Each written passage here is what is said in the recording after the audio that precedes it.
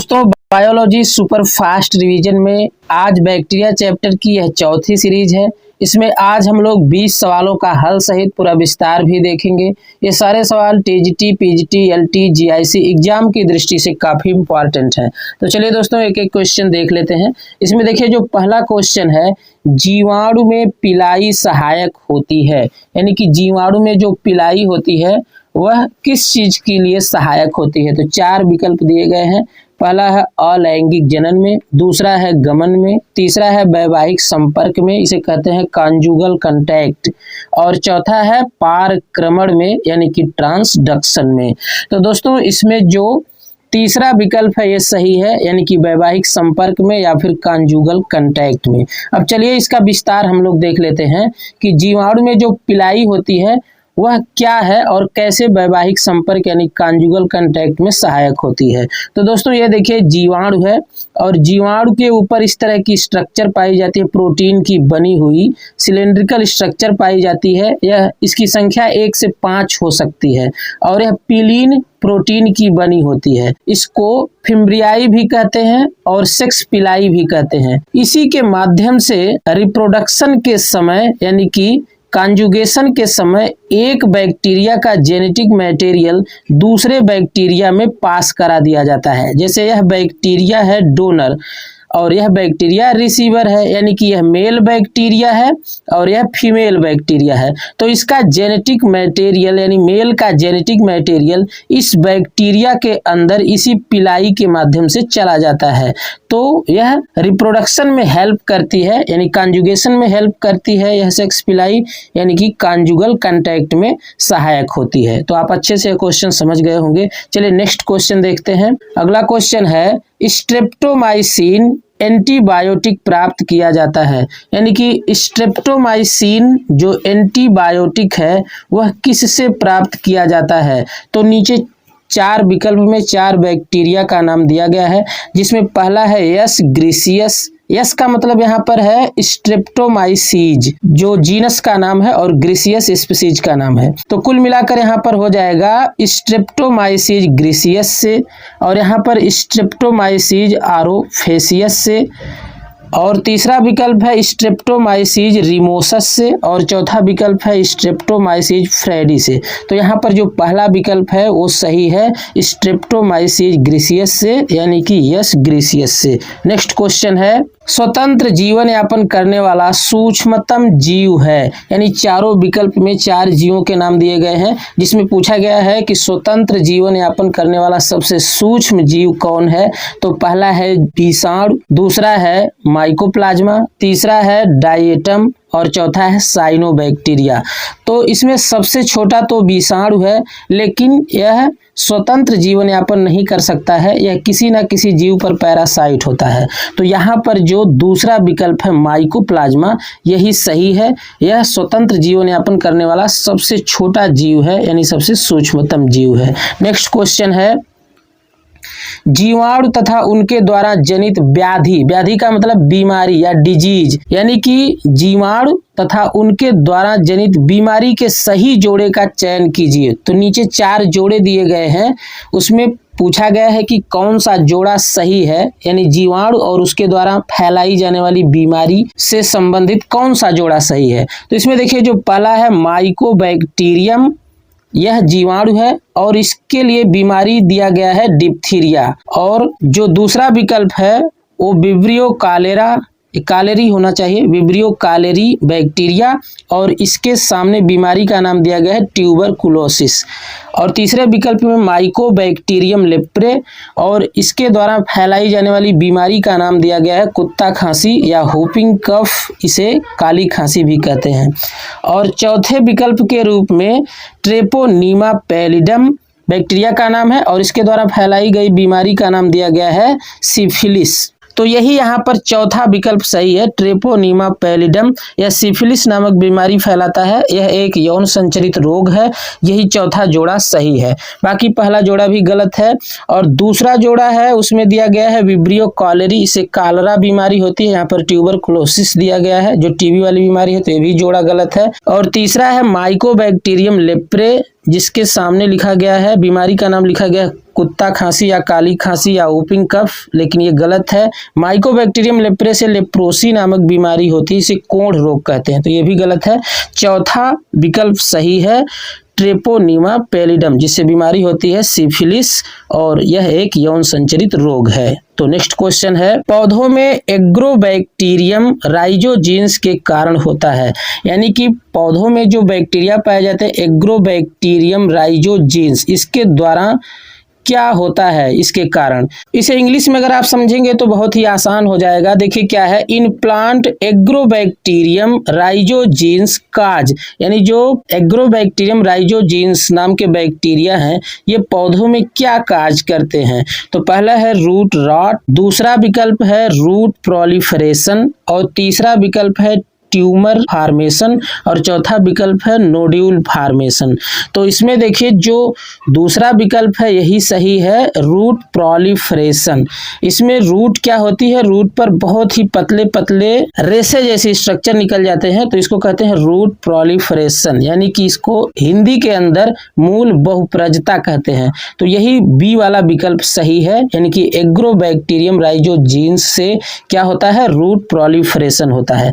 बाकी एग्रोबैक्टीरियम राइजोजीन्स के साथ का ही एक और बैक्टीरिया है जिसका नाम है एग्रोबैक्टीरियम ट्यूमिफेसियंस, जिससे ट्यूमर फार्मेशन होता है। ये भी बात आप जानते रहिए, कई बार यह सवाल आ चुका है। तो यहाँ पर बी वाला ऑप्शन यानी दूसरा विकल्प सही है। नेक्स्ट क्वेश्चन है, निम्नलिखित बैक्टीरिया में कौन विनाइट्रीकरण से संबंधित है। इसे आप इंग्लिश में समझें, काफी आसान हो जाएगा। Which of the following bacteria is associated with denitrification. इस बात को समझिए, देखिए दो प्रकार की प्रक्रिया होती है, एक नाइट्रिफिकेशन, एक डीनाइट्रिफिकेशन। नाइट्रिफिकेशन में क्या होता है कि कुछ बैक्टीरिया होते हैं जो एटमॉस्फेरिक नाइट्रोजन होती है अणु के रूप में, उसे मिट्टी में ला करके मिट्टी के अंदर उसे यौगिक के रूप में बदल देते हैं, जैसे कि नाइट्रेट के रूप में, तो इसे कहते हैं नाइट्रिफिकेशन। लेकिन कुछ बैक्टीरिया ऐसे होते हैं जो इसका उल्टा काम करते हैं, यानी कि जब मिट्टी में अधिक नाइट्रोजन की मात्रा हो जाती है तो इसे पुनः आणविक नाइट्रोजन के रूप में एटमॉस्फेयर में मुक्त करा देते हैं, यानी कि एटमॉस्फेयर में छोड़ देते हैं। तो इसे कहते हैं डीनाइट्रिफिकेशन, यानी नाइट्रिफिकेशन की उल्टी जो प्रक्रिया उसे डीनाइट्रिफिकेशन कहते हैं। तो यहाँ पर पूछा गया है कि कौन से ऐसे बैक्टीरिया हैं जो डीनाइट्रिफिकेशन का काम करते हैं। तो यहाँ पर जो पहला विकल्प है स्यूडोमोनास, यही सही है, यानी कि स्यूडोमोनास बैक्टीरिया जो है ये डीनाइट्रिफिकेशन का काम करते हैं। हिंदी के अंदर इसी को विनाइट्रीकरण कहते हैं। तो क्लियर हो गया। नेक्स्ट क्वेश्चन देख लेते हैं। छड़ रूपी जीवाणु कहलाते हैं, यानी कि ऐसे जीवाणु जो छड़ के आकार का होते हैं, इस तरह का लंबे आकार का होते हैं, छड़ के आकार का, इसे क्या कहते हैं। तो चार विकल्प दिया गया है। पहला है कोकाई, दूसरा है बैसिलाई, तीसरा है स्पाइरिला, चौथा है विब्रियो। तो इसमें बी वाला ऑप्शन सही है, जो बैसिलाई बैक्टीरिया होते हैं ये छड़ के आकार का होते हैं, तो यहाँ पर दूसरा विकल्प सही है। नेक्स्ट क्वेश्चन देख लेते हैं। वह जीवाणु जिसे कामा के आकार के अंतर्गत वर्गीकृत किया जाता है, यानी चार जीवाणुओं के नाम दिए गए हैं, चार तरह के जीवाणुओं के नाम दिए गए हैं, जिसमें पूछा गया है वे कौन से बैक्टीरिया हैं, वे कौन से जीवाणु हैं जिसे कामा के आकार के जीवाणु कहते हैं। तो पहला है कोकस, दूसरा है बैसिलस, तीसरा है विब्रियो और चौथा है स्पाइरिला या स्पाइरिलम।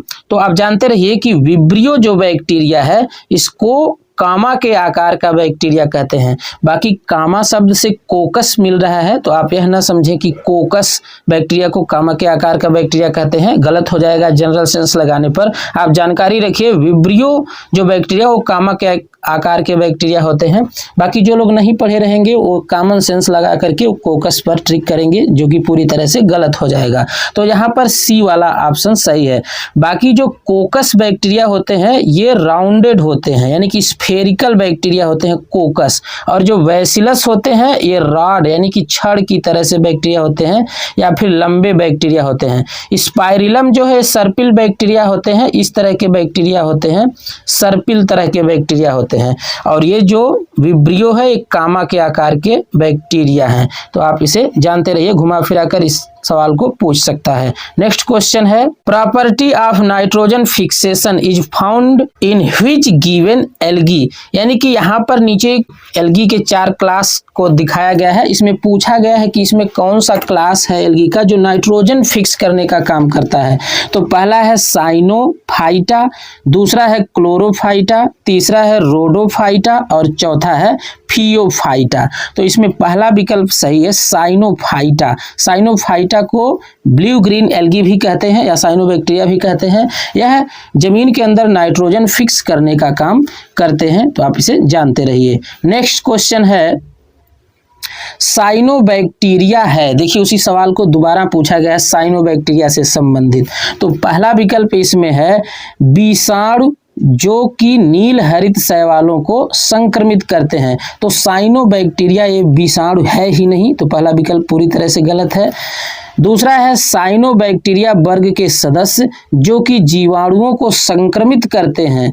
तो यहाँ साइनो अगर फेज रहता तो ठीक है, लेकिन यहाँ पर कहा गया है साइनोबैक्टीरिया लिखा गया है, तो इसलिए दूसरा विकल्प भी गलत है।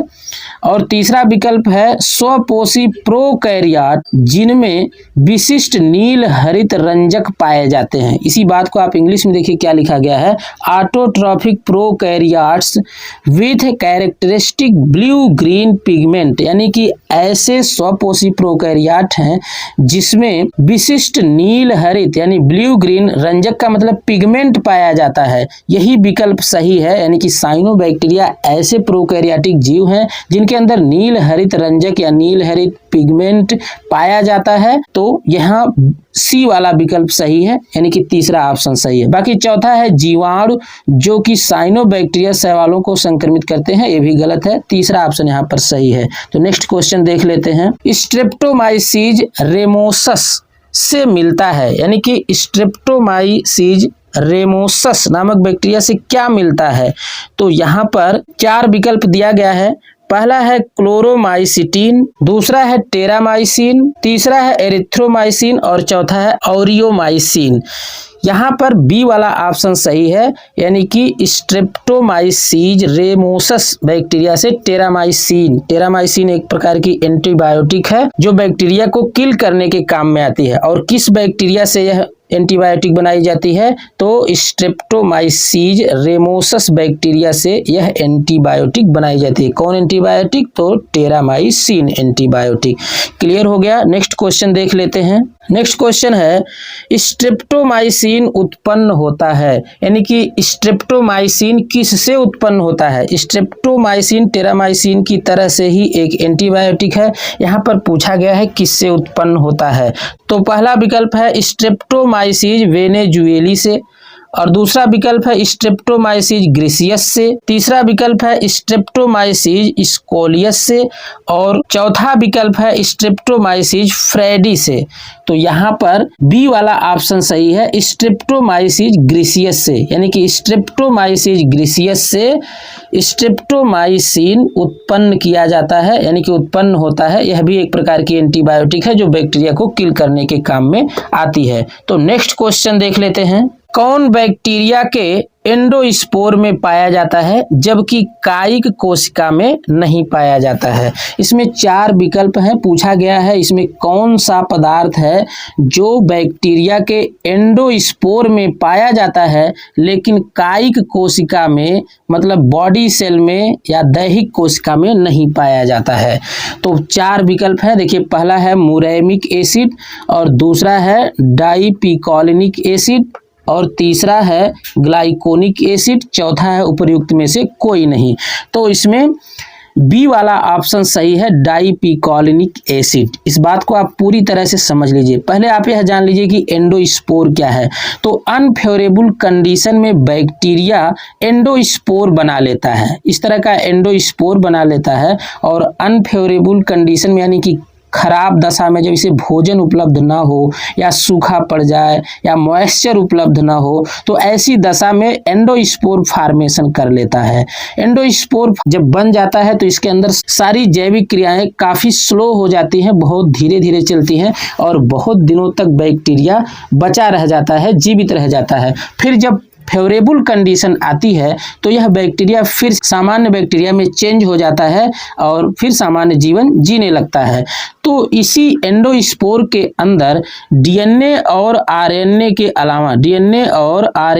अलावा देखा गया कि इसमें डाइपिकोलिक एसिड भी पाया जाता है। तो यहाँ पर बी वाला ऑप्शन सही है, जबकि डाइपिकोलिक एसिड कायिक कोशिका यानी कि बॉडी सेल में नहीं पाया जाता या वेजिटेटिव सेल में नहीं पाया जाता है। तो आप यह भी समझ गए। नेक्स्ट क्वेश्चन देख लेते हैं। निम्नलिखित में से कौन सा संघटक जीवाणु कोशिका में अनुपस्थित होता है? यानी 4 संघटक, 4 कंपोनेंट या 4 कॉन्स्टिट्यूएंट दिया गया है। पूछा गया है कौन इसमें से बैक्टीरिया की कोशिका में अनुपस्थित होता है। तो पहला है एक निश्चित कोशाभित्ति, दूसरा है आरएनए, तीसरा है एंडोप्लाज्मिक रेटिकुलम या एंडोप्लाज्मिक जालिका लिखा गया हिंदी में, इंग्लिश के अंदर इसे कहेंगे एंडोप्लाज्मिक रेटिकुलम, और डी वाला यानी कि चौथा विकल्प राइबोसोम। तो आपको बता दें कि निश्चित कोशाभित्ति भी पाई जाती है बैक्टीरिया के अंदर, आरएनए भी पाया जाता है, राइबोसोम भी पाया जाता है, सब उपस्थित होते हैं। इसमें जो तीसरा ऑप्शन है यही सही है, यानी कि एक जीवाणु कोशिका में या जीवाणु कोशा में अनुपस्थित होता है क्या? Endoplasmic reticulum. Endoplasmic reticulum eukaryotic कोशिका में ही पाया जाता है, जबकि जीवाणु की कोशिका प्रोकैरियोटिक होती है, जीवाणु की कोशिका में एंडोप्लाज्मिक रेटिकुलम नहीं पाया जाता है। नेक्स्ट क्वेश्चन है, कशाभिक की संख्या एवं स्थिति के आधार पर विब्रियो कालेरी होता है। यानी कि विब्रियो कालेरी कामा के आकार के जो बैक्टीरिया होते हैं, ये कशाभिक की संख्या और स्थिति के आधार पर किस समूह में आते हैं? कशाभिक की संख्या का मतलब फ्लैजिला की संख्या और उसकी स्थिति के आधार पर किस समूह में आते हैं? तो 4 विकल्प दिया गया है। पहला है एट्राइकस, दूसरा है एम्फीट्राइकस, तीसरा है मोनोट्राइकस और चौथा है सिफेलोट्राइकस। तो इसमें एक ही फ्लैजिला पाया जाता है तो इसे कहते हैं मोनोट्राइकस। यहाँ पर तीसरा विकल्प सही है, मोनोट्राइकस। नेक्स्ट क्वेश्चन देख लेते हैं। पादप रोग पैदा करने वाले जीवाणु होते हैं, यानी कि वे जीवाणु जो पादप रोग पैदा करते हैं यानी पौधों में रोग उत्पन्न करते हैं, वो कैसे होते हैं? तो दंडाकार, सर्पिलाकार, गोलाकार, उपर्युक्त सभी। इंग्लिश में समझ लीजिए, प्लांट पैथोजेनिक बैक्टीरिया आर, यानी जो प्लांट पैथोजेनिक बैक्टीरिया होते हैं वो कैसे होते हैं? तो रॉड शेप्ड, दूसरा विकल्प है स्पाइरल, तीसरा विकल्प है स्फेरिकल, चौथा विकल्प है ऑल ऑफ द एबव। तो यहाँ पर चौथा विकल्प सही हो जाएगा, उपर्युक्त सभी या फिर ऑल द एबव, क्योंकि जो पादप रोग उत्पन्न करने वाले बैक्टीरिया होते हैं या प्लांट पैथोजेनिक बैक्टीरिया होते हैं वह सभी रूपों में पाए जाते हैं। रॉड शेप्ड भी होते हैं, स्पाइरल भी होते हैं, स्फेरिकल भी होते हैं। तो चौथा विकल्प सही हो जाएगा, all of the above. Next question देख लेते हैं।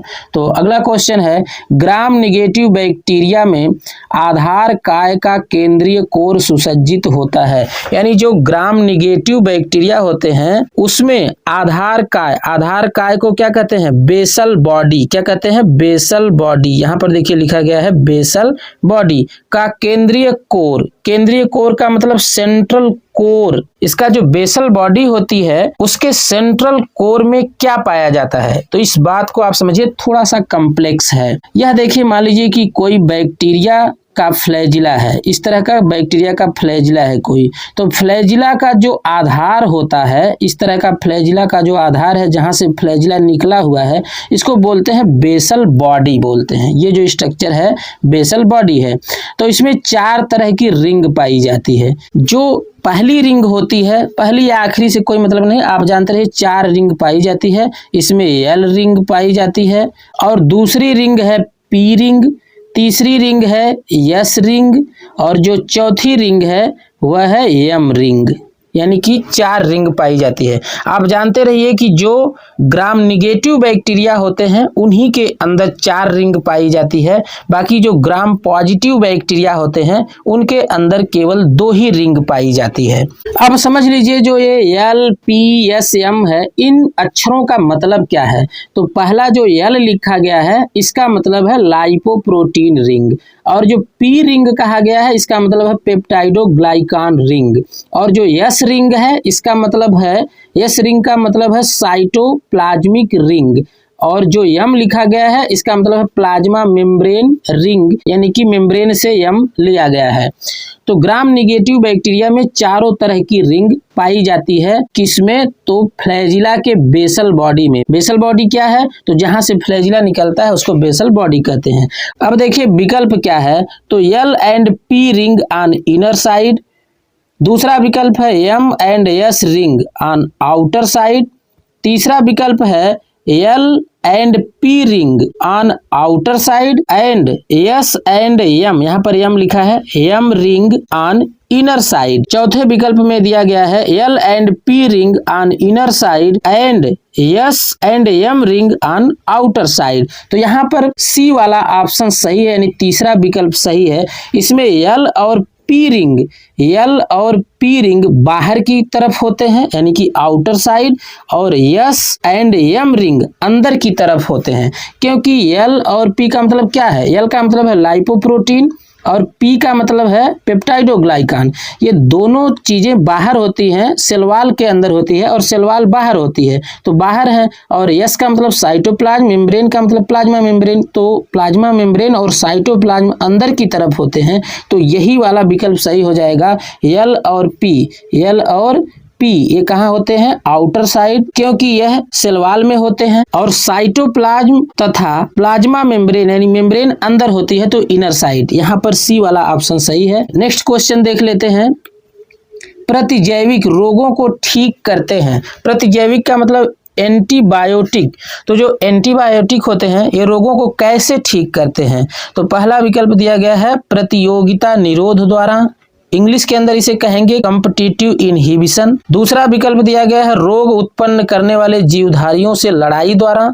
तीसरा विकल्प दिया गया है रोग जनक को शरीर से बाहर निकालकर। चौथा विकल्प है दर्द को समाप्त करके। तो यहाँ पर बी वाला ऑप्शन सही है, रोग उत्पन्न करने वाले जीवधारियों से लड़ाई लड़ करके प्रतिजैविक यानी कि एंटीबायोटिक किसी भी रोग को ठीक कर देते हैं। किसी भी रोग का मतलब जो बैक्टीरिया के द्वारा उत्पन्न किए गए रोग होते हैं। नेक्स्ट क्वेश्चन देख लेते हैं। मेथेनोजेनिक जीवाणु खाली जगह है से संबंधित होते हैं, यानी जो मेथेनोजेनिक जीवाणु होते हैं वह निम्न विकल्प में से किस से संबंधित होते हैं?